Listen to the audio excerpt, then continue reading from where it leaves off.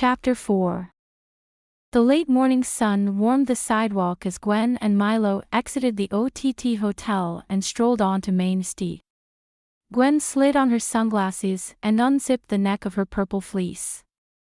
"I'm surprised it's so warm up here in mid-November. Is this a normal weather for Palmer Ridge in November?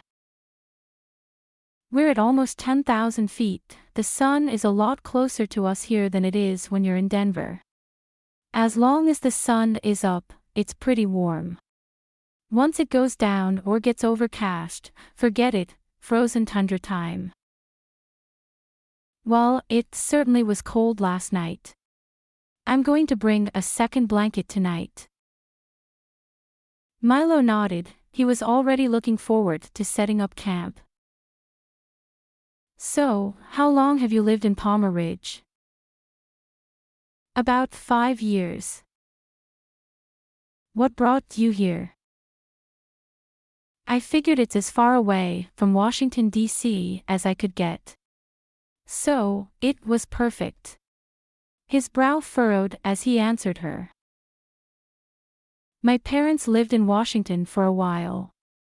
"What drove you away from it?" She was definitely venturing into sensitive territory, but he didn't mind. There was almost nothing that he didn't want to share with Gwen Taylor. He looked towards her, deciding how far he was willing to go. Oh well, if it was a mistake, it was a mistake. He'd rather regret the things he did instead of wonder about what might have been. "I was working at NASA in Washington. It was a really political environment, and it was hard for me to keep up. I cared about the science. I loved the idea that every mission got us closer to understanding how the universe operates, what it can teach us. In DC, all I did was advise people who were looking to advance their careers, their celebrity. They didn't get the work, they didn't care about what it meant for humanity. I lasted about a year, and then I had to be done. People proved to me that they were not who I thought they were." There was a sadness in his tone. "You only worked for NASA for a year. For some reason, I imagined it was longer than that."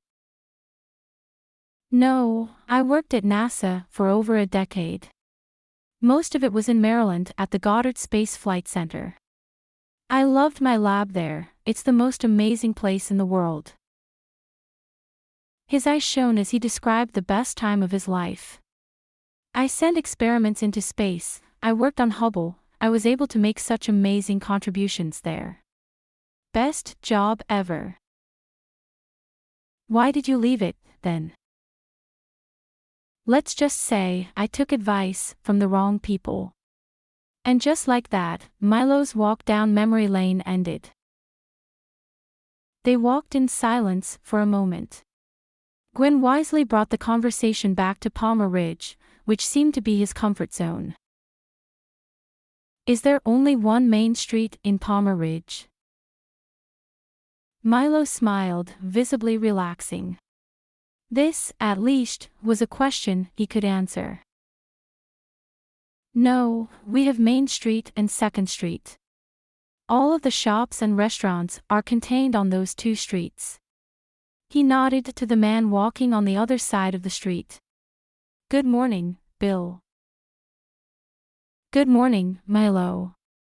Great fall weather we're having." Bill looked like he wasn't in any hurry to get to his destination as he walked leisurely by. "It sure is beautiful for November. Take care, Bill." There was a real ease about Milo, Gwen noticed. It was as if he was in his element, in a place where he felt completely comfortable. Palmer Ridge was a place special to his heart. It was where he had come after his life in DC came crashing down around him.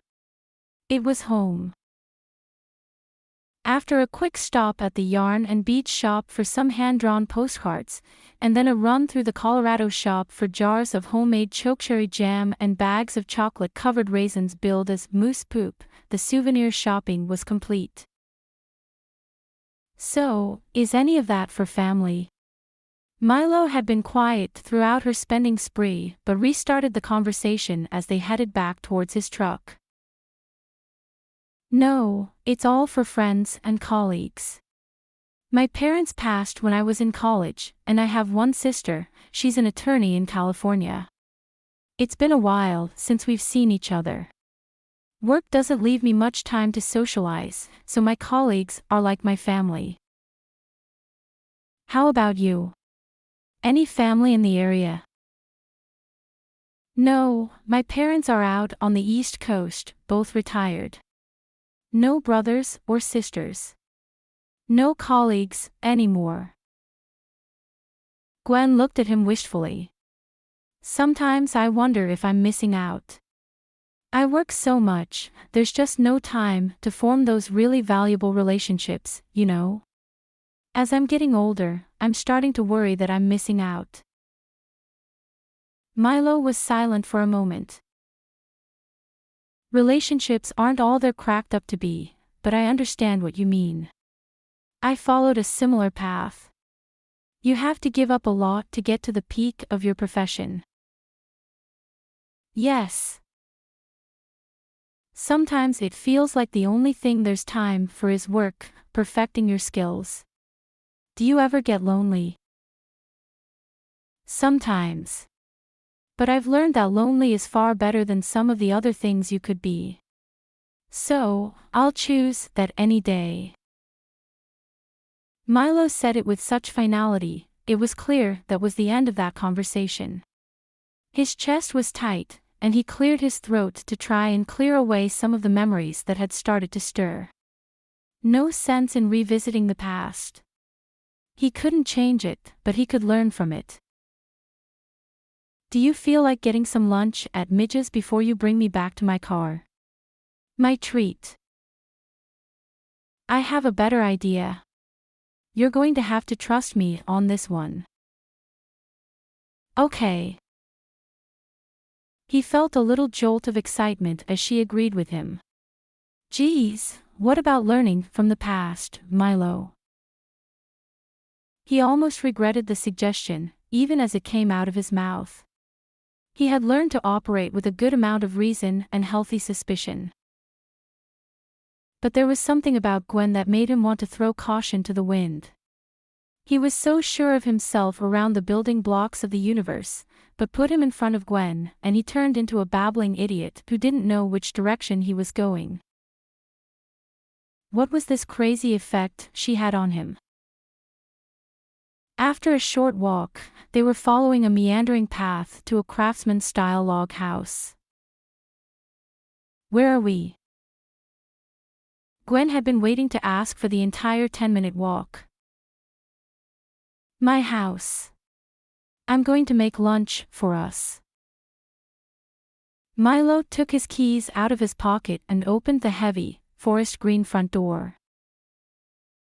You cook. Gwen hadn't meant to sound so surprised, but the words came out of her mouth before she could temper them. Milo looked indignant. Of course I cook, my mother is Italian. She taught me everything she knows about cooking Italian food. And may I say, you're in for a real treat. Well, I'm going to reserve judgment for now. Her eyes widened as she saw him put a couple of professional-grade pots on the stove, and then hook up a tortuous-looking contraption to a stand mixer. What in the world is that? It's a pasta maker. Do you seriously not cook at all? No, I find some things are better left to those with talent. Cooking is one of them, for me. She inspected the pasta maker suspiciously. The only pasta I've ever cooked started out brittle and dry in a package. She watched him pull out a bag of flour and a bowl of eggs. He stopped and stared at her. We don't use that kind of language in this house. Okay, then. Why don't you show me how it's done? She raised an eyebrow in the direction of the ingredients on the island. Milo's kitchen was roomy and well organized, with a big center island held an industrial strength stand mixer and a small pile of prep bowls. The cabinets that lined the walls behind were olive green, the countertop was a white quartz. The window over the sink had a view of the open fields behind the house. There was a pot filler installed over the gas stovetop. Comfortable, clean, no frills. All about utility, just like its owner. Oh, don't worry. I'm set to show you how it's done right now. You'll be my sous chef. Milo looked at Gwen. She could tell by the gleam in his eye that this was another one of his passions. Her heart did a weird tap-tap thing. Sure, he was gorgeous and smart, but his passion was what really got her. He did everything with such power, like he was compelled to do it. It was a force of nature. She could feel herself starting to fall. Oh, this is not good. Get it together, Gwen. You barely know each other. Be strong. Okay, but with me as sous chef, I can't vouch for the end product.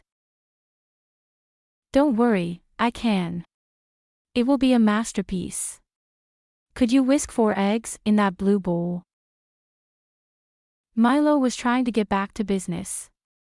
He poured flour and salt into the mixer bowl. As Gwen scrambled the eggs, he leaned over her shoulder and poured a little olive oil into the eggs. She felt a warm heat between the top of her thighs as his chest brushed her shoulder. That's not really being strong. Clearly, she had more strength of will in her mind than in her heart. Okay, go ahead and pour the eggs, slowly, into the flour. Milo was concentrating on that pasta as if his life depended on it. He turned the mixer on low. Gwen sidled up to the mixer and started to pour. She had clearly lost her mind in some sort of cooking/hormone-related fluke. She could feel the heat from Milo's body, just an inch away from hers, and the warmth of his breath right behind her ear.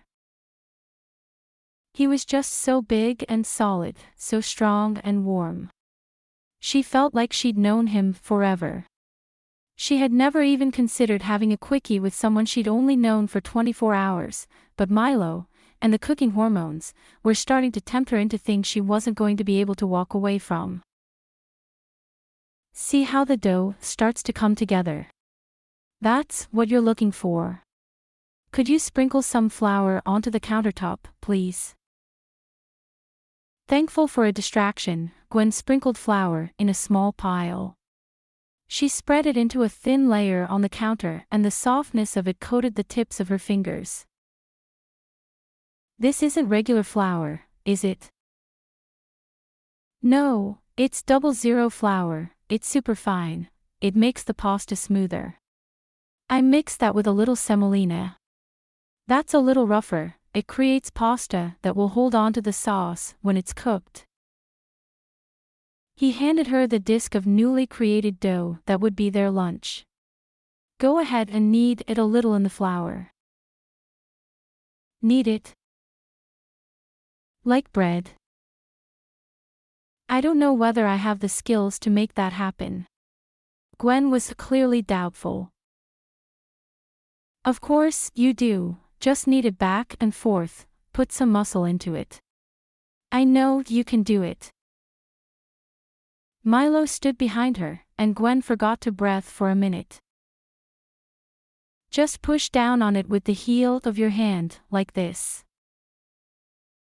He took her very capable hand and squished the dough down with it.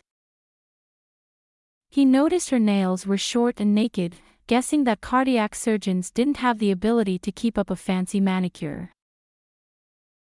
One more pro in the growing list that made up Gwen Taylor. After some hilarious effort in kneading, the dough got rolled out, fed through the pasta maker about 100 times, and sliced into long strips of fettuccine noodles. Milo pulled out his homemade pasta sauce and some fresh herbs while the pasta rested and dried for a bit. Gwen took in a long breath. The kitchen smelled like tomatoes and oregano. The sharpness of the spices tickled her nose. It smelled like warmth, like home. Usually I let the pasta dry for a little longer. I don't know about you, but I'm hungry. So, in it goes. He dumped the pile of pasta noodles into the boiling water. After plating the pasta with his marinara and some fresh herbs, Milo set down the plates on the table and sat next to Gwen. There was silence while they both dug in. Gwen closed her eyes as a small, satisfied smile crossed her face. She let out a happy sigh. Am I to take that as approval? Milo was clearly anxious to hear what she thought. Yes, 100% approval. This literally could not be any better. You are truly full of surprises, Dr. Gray. I'm glad you like it.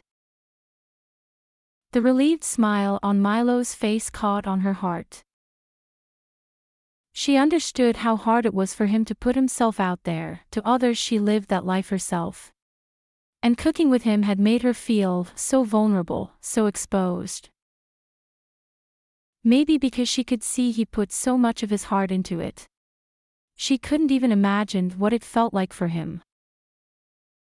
But still they sat there, quietly going into carbohydrate comas, content. This had turned out to be a very good day. Neither of them had wanted to pull themselves away from lunch. The food, the conversation, the company had been perfect. But after the kitchen was cleaned up and all the dishes were washed and put away, they agreed it was probably time to get Gwen back to her car. They reluctantly walked back into town to get Milo's truck. 5 minutes later they were standing next to her car, continuing the conversation that neither wanted to end. I should be a responsible adult and head back to the hotel to check in on work. I've had no emergency calls, which is good, but you never know what might be waiting for you in your inbox. Yeah, I can empathize with that. That's one of the reasons I'm out here now. Much less complicated. You don't ever miss it. The adrenaline, the accomplishment, the feeling that comes with achieving the highest level in your field. Milo spoke slowly, weighing the words he was about to use. I do miss it sometimes. I was driven by discovery, by shedding light on a vast and unimaginable universe. But when you work on that level, you have to be careful. Lots of people aren't what they seem to be on the surface. Oh, tell me about it. I've had my fair share of being undercut, having my ideas co-opted, and having to deal with just downright aggressively mean people. I try to remind myself it comes with the territory. There was a look of almost sadness in Milo's eyes. Maybe I'm just not quite as good at reminding myself of that as you are. He abruptly changed the subject. Will you be out tonight? Well, of course. I haven't seen the Northern Lights yet, just try and keep me away. What time will you be out here? Likely early tonight. It'll be really clear tonight, I think it's our best shot, so I'll be lining up my telescope and some camera equipment. Make sure you get here before dark. No falling down wells or ravines tonight. Yes, sir. Gwen gave a little salute. Are you okay to get back to town from here? Yes. Even though my service is non-existent up here, I'm starting to get the lay of the land. Smart and capable. Was there nothing about Gwen Taylor that didn't check a box for him? He waved at her as she drove out of the parking lot, watching as her Prius kicked up some of the dry mountain dust behind it. As he stood there in the trailhead parking lot, Milo was suddenly aware that he was alone. He was, in fact, alone most of the time. It was a natural state for him, and he had always enjoyed it, but right now being alone made him feel like something necessary, was missing. Well, he might as well go home. He wanted to shower and change before heading back to camp this evening, maybe do a quick shave too. Slightly annoyed at himself, he wondered when he suddenly started caring about his appearance. His mind clicked away at an amazing speed, so his heart answered that mostly rhetorical question. Just about 15 minutes ago,